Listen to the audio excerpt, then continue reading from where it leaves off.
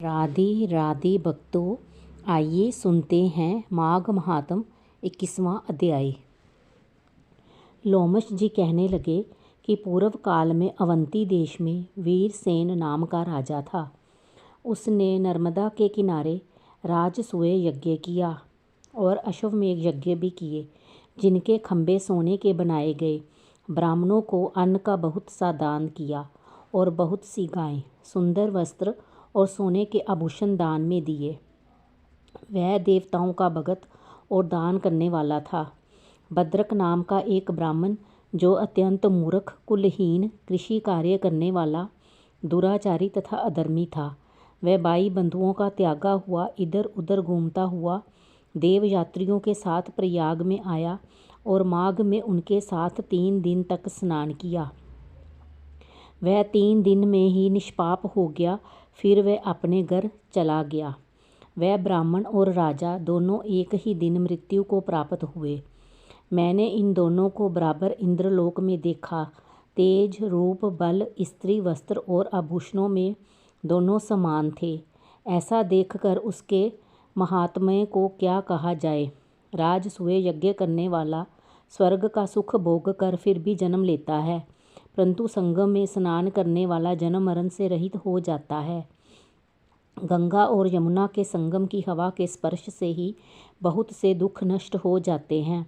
अधिक क्या कहें, और किसी भी तीर्थ में किए गए पाप माघ मास में प्रयाग में स्नान करने से नष्ट हो जाते हैं। मैं पिशाच मोचन नाम का एक पुराना इतिहास सुनाता हूँ।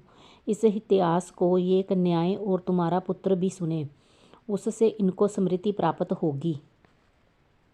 पुराने समय में देवदूती नाम का बड़ा गंभीर और वेदों का पारंगत एक वैष्णव ब्राह्मण था। उसने पिशाच को निर्मुक्त किया था। वेद निधि कहने लगे कि वह कहाँ का रहने वाला, किसका पुत्र, किस पिशाच को उसने निर्मुक्त किया। आप विस्तार पूर्वक ये सब कथा सुनाइए। लोमश ऋषि ने कहा, किल्पज्ञ से निकली हुई सुंदर सरस्वती के किनारे पर उसका स्थान था। जंगल के बीच में पुण्य जल वाली सरस्वती बहती थी। वन में अनेक प्रकार के पशु भी विचरते थे। उस ब्राह्मण के श्राप के भय से पवन भी बहुत सुंदर चलती थी और वन चैत्र रथ के समान था। उस जगह धर्मात्मा देवदूती रहता था। उसके पिता का नाम सुमित्र था और वह लक्ष्मी के वरदान से उत्पन्न हुआ था। वह सदैव आत्मा को स्थिर रखता, गर्मी में अपने नेत्र सूर्य की तरफ रखता, वर्षा में खुली जगह पर तपस्या करता, हेमंत ऋतु में सारस्वत सरोवर में बैठता और त्रिकाल संध्या करता। जितेंद्रिय और सत्यवादी भी था। अपने आप गिरे हुए फल और पत्तियों का भोजन करता था। उसका शरीर सूख कर हड्डियां मात्र रह गई थी।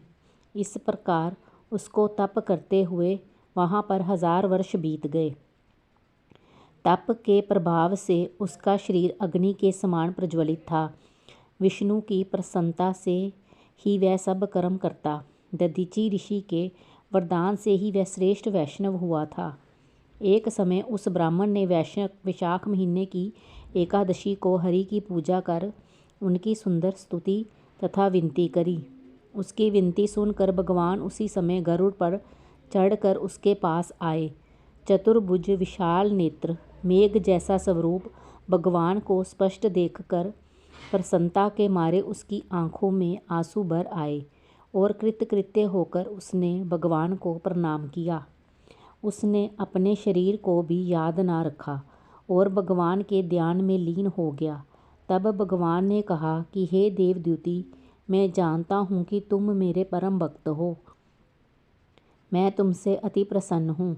तुम वर मांगो। इस प्रकार भगवान के वचन सुनकर प्रेम के मारे लड़खड़ाती हुई वाणी में कहने लगा कि हे देवाधिदेव, अपनी माया से शरीर धारण करने वाले आपका दर्शन देवताओं को भी दुर्लभ है।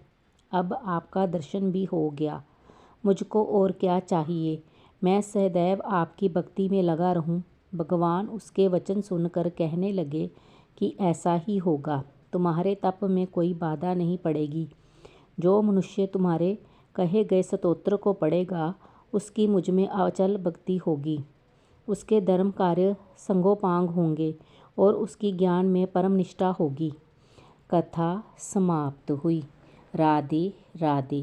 कृपया मेरे चैनल को लाइक, शेयर, कमेंट और सब्सक्राइब करें।